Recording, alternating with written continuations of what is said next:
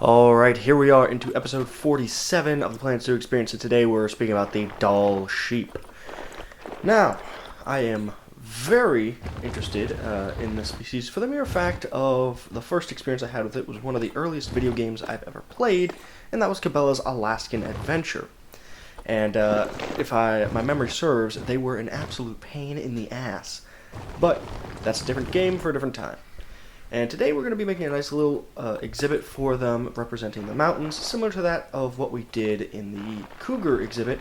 However, the terrain is much different, and so is pretty much the overall appearance of the area that they would live in. We're going to be doing things a little different, but for the most part, if you've seen the cougar episode, which I doubt it, because it did horribly despite how hard I worked on it, you will know what's going on here. But anyway, to the animal in question.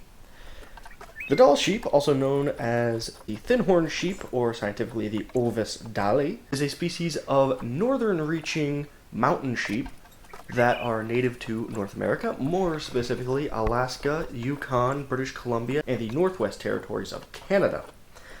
Now, the scientific name is extremely simple. The term ovis is quite simply just the Latin word for sheep. However, there is also a very comical, interesting form of the name that has no connection, but I had to share it. While looking up the definition of ovis, I found a Hungarian translation, which essentially means the act of going to a kindergarten. It's completely unrelated, but it made me giggle, so you get to know it too. And Dolly, of course, based on the name Dall, which comes from the American naturalist William Haley Dall, who was a big name in zoology and ecology back in the day, that day being the 1870s. He focused mostly on something known as malacology, which essentially is the study of mollusks, and essentially being things from squids to snails to barnacles, which, when it comes to things like mussels and barnacles, found in the Pacific Northwest of the United States, that being Washington, Oregon, and he probably did some time in British Columbia. He was quite influential in, and has quite a few different discoveries to his name. Now, he has also done a decent amount of scientific studies in ornithology and other forms of zoology, especially in this sector, where he gave his name to the Dall sheep. He was one of the first major scientists to actually delve deep into the Alaskan wilderness after it was purchased by the United States. Now, it just goes to show there that back in the day, scientists were just wild like that. Like, oh yeah, man, I'm super into things like mollusks and barnacles and all these aquatic life forms. I'm going to take an expedition into the unforgiving wilderness of Alaska. Completely inland, completely frozen over, doesn't matter. Me, you, and a couple of buddies are going to go out and just, hike the woods. A man of my own heart. But anyway, that's where the name comes from. Like I said, very simple. Now, the Dall sheep is also known, as I said, as the thin-horned sheep. And that is pretty much to differentiate it from the bighorn sheep, which is probably the one you think of when you think of a ram. Those big, thick horns, well, the Dall sheep has thinner, more stretched out horns, which is kind of more common when you look around the world. Now, the Dall sheep doesn't stand alone in its speciation. As a matter of fact, there is a subspecies known as the stone sheep. Now, it's interesting because the stone sheep is a subspecies of Dall sheep. However, the Dall sheep is its own species. So it's the nominate species of its species of sheep. I hope that wasn't too complicated because that happens a lot, and I wish I'd explained it a little bit better in the Arctic wolf video, but I digress. Now, the stone sheep is the only other subspecies, and for a long time there was another that they felt that lived in between the two ranges of the Dall and stone sheep that they felt was another species. However, it was found that it was, in reality, a hybrid of the two. Now, before we get too far into the animal, let me discuss what's happening here, because for some of you, this may not be familiar, and I'm quite honestly not doing it justice. What I'm doing now is adding ice to the side of the stone. If you don't live in a cold environment that has cliff faces, you may not realize something that happens in cold weather. When the sun rises on one side of the area, it will melt the snow and ice, but by the time it reaches about midday or crosses the other end of the area, that water that started to melt along the side will freeze, and it is a very, very beautiful sight. I live in the mountains, so I see it all the time, and it always catches my eye when I drive by, and I felt like it would be very, very cool to add to the exhibit. Now, back to the animal. As I'm sure you're familiar with, this is a species that we colloquially know as a ram. However, only the males are considered rams. The females are known as ewes, E-W-E. Got that down for me, Prim. Thank you. And that is not just for the wild sheep species. As a matter of fact, all sheep species fall into this nomenclature, just like how wild bison and other bovines are still cows and bulls. Well, same here with rams and ewes. Now, to jump into the idea of the ram, we all know what it's famous for, and that is the collision between the two males in an attempt to find a female, which isn't the only way they actually perform this sort of attempt in courtship. They will also kick and mock charge and attempt to intimidate the other. However, if two of them are too stubborn, they will do the famous running ram, which can do some serious damage. Now, the reason they're able to do this is actually because in their spine and along their back, as well as their neck, as you might be able to see, they have a ton of muscles and a ton of tendons that are very good at taking heavy blows, as well as a little bit of fat and muscle deposit on the top end of the skull. Now, unlike antlers, ram horns are bone covered in a keratin sheath. Now, this means that they grow with the animal, and you can actually see the rings on a ram's horns to tell how old it is, just like a tree. Except you don't have to actually cut it off. You can see the growth rings for how long it's been alive.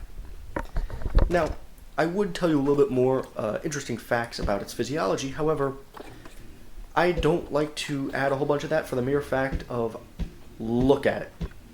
You can see the animal. I'm not one to tell you, oh yes, it has a very white coat with large spiraled horns. Like, yeah, you can see that.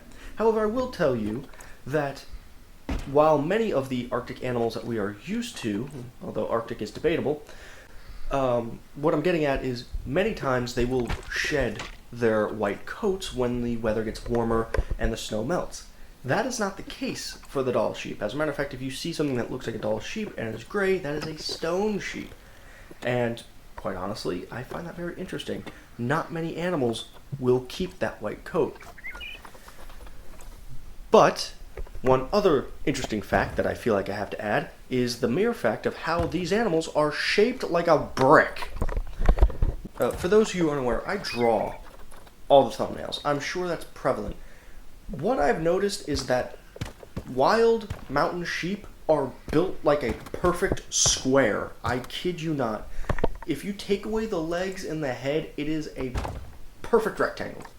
You'll never see it. Enjoy it. Anyway, let's discuss a little bit more to that.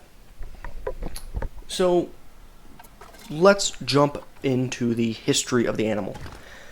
Now, mountain sheep were thought to originate in Central Asia. Surprise, surprise, it seems everything in their mother originates from Central Asia. But we have a very clear, direct link, and that would be the Argali Himalayan sheep. Now, if you look at it, it's just like its North American counterparts, which is interesting, because blatantly, if that's where they arrived, they had to come through the Bering Land Bridge, which means it is a very successful look for the animal, being able to cross that area and not really needing to change too much, probably only changing slightly, like in the coat to fit the frozen mountain caps, or other smaller things. But it is quite an interesting idea. Speaking of the Bering Land Bridge, there's actually a little bit of information that's recently come out, speculation as it may be, that the Bering Land Bridge, unlike what we thought to it being somewhat like a frozen steppe like you would see in Mongolia or the northern parts of the American Great Plains, may have been a bit more of a frigid marshland, similar to that of southern Finland. Now, why is that important? Well, quite simply, that explains why some animals were able to make that intercontinental change.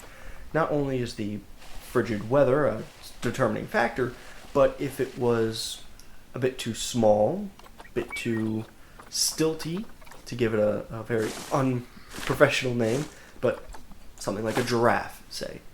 Heavy, with multiple small endpoints to hold all that weight, make them sink in, make it a bit difficult, pretty much making it that you have to either really be tanky or be more accustomed to that soft ground environment, which explains why Eurasia got things like camels and horses, while the New World were able to get things like elephants and rams in this case, and humans. However, humans were a little less short-lived, but that's mostly because we can survive anywhere, because I swear to God, we are just as impeccable as the cockroach. I digress, though. So they probably crossed that bridge 100,000 years ago, as with everything else. And as I said, it really didn't evolve much. The subspecies is very similar to pretty much all other mountain goat species, so not too much to really go on. Now, there is a bit of an issue with my historical searching, and that is the fact that it seems to be that no one really cares about the Dall sheep. Culturally speaking, it has like no significance anywhere at all, ever, which is kind of sad, but this is the one little tidbit of information I could find, and that is the fact that the Dall sheep has been a consistent source of food for peoples all throughout centuries of human inhabitation. The Tlingit, Tagish, and the Tuchone, I think I'm saying that right, I apologize, likely used it as a major food source before the moose population migrated west from eastern Canada. But other than that, it's probably the least interesting mountain sheep that they could have possibly added to this game. Like, they could have had the bighorn. They could have had the previously mentioned Argali, but they went with the Dall. And while I love the Dall, I love the way it looks, the very Snow White coat, very aesthetic. It's just not as interesting, apparently. But let's move on, because I do still have some information about the animal. Well, not really. I have information that might help you, because I'm sure a lot of you are curious on the difference between goats and sheep. Now, especially when you look at something like the ibex, you may be curious to figure out, well, what's really the difference between a goat and a sheep? I mean, obviously sheep have wool and goats don't, but what's the real difference other than genetics? Well, there's a few little bits of information that I have here that might be able to help you. So, goats will have less curved horns. While they may curve back, even the ibex does not make a full curl. It only curves, somewhat similar to the oryx at best. But they will never make that full curve, while with sheep, they have that ram full curl appearance. On top of that, goats almost always have beards. I didn't believe that when I saw the information. Then I looked it up, and I'll be damned if every goat species doesn't have some kind of beard. It's almost impressive.